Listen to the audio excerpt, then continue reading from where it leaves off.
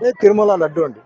నేనేమంటున్నానంటే Tirumala laddu very important. కానీ అన్ని మతాల్లో మనకి ఏంటంటే చర్చ్, దర్గా ఇవి ఉన్నాయి.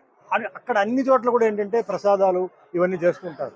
ఇప్పుడు వాళ్ళ ఆరోపణ ఏంటంటే దాంట్లో యానిమల్ ఫ్యాట్ అనేది మిక్స్ అయి ఉంది అని చెప్పారు. సరే, కొందరేమో చెక్ చేసాం ఉందంటున్నారు. సరే, ఉందనుకుంటే మరి అక్కడ ఉన్న బోర్డు వాళ్ళు ఏం చేశారు, అక్కడ ఉన్న ఒఫీషియల్స్ ఏం చేశారు, మరి ఇది ప్రాసెసింగ్లో అదన్నీ చెక్కింగ్ ఉంటుందని విన్నాను. అంటే ట్యాంకర్ రాగానే చెక్కింగ్ ఉంది. మరి ట్యాంకర్ నుంచి ఎట్లా పాస్ అయింది? కాబట్టి ఇది చాలా జాగ్రత్తగా పరిశీలించి ఎవరైతే తప్పు చేస్తారో వాళ్ళని కఠినంగా శిక్షించాలి. ఎందుకంటే అనుమానం ఒక్కసారి వచ్చిన తర్వాత అది అందరి మీద పోతుంది. వాళ్ళు చేసారో లేదో.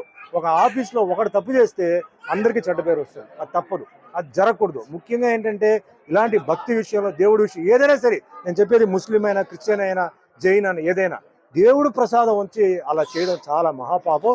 అందులో వెంకటేశ్వర స్వామి పాత్ర నేను చేశాను. తిరుమలకు ఈరోజు ఏంటంటే భారతదేశం ప్రపంచం నుంచి వస్తున్నారు. లడ్డు అంటే అంత ఒక సెంటిమెంట్.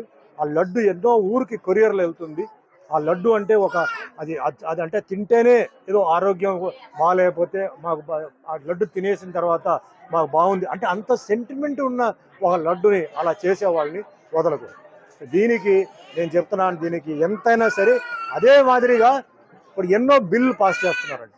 పార్లమెంట్లో ఎన్నో బిల్లు పాస్ చేస్తున్నారు. నేనేం చెప్తానంటే మన భారతదేశంలో ఎన్నో మతాలు ఉన్నాయి. అంటే Hindu, Muslim, Christian, Sikh, Parsi, Jain, Buddhist ఉంది.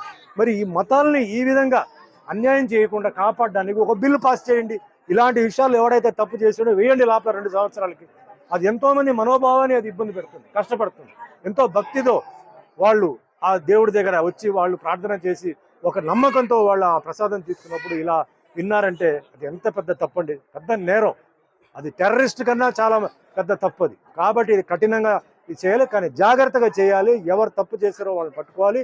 దీంతో పాటు ఎవరు దాంట్లో కూడా ఉన్నారో వాళ్ళని కూడా వదలకుండా ఎందుకంటే ఒక టీటీడీ బోర్డు ఉంది, ఆఫీషియల్స్ ఉన్నారు, చెక్కింగ్ ఇన్స్పెక్టర్ ఉన్నారు. ఇంత ఉన్నప్పుడు ఎలా జరిగింది?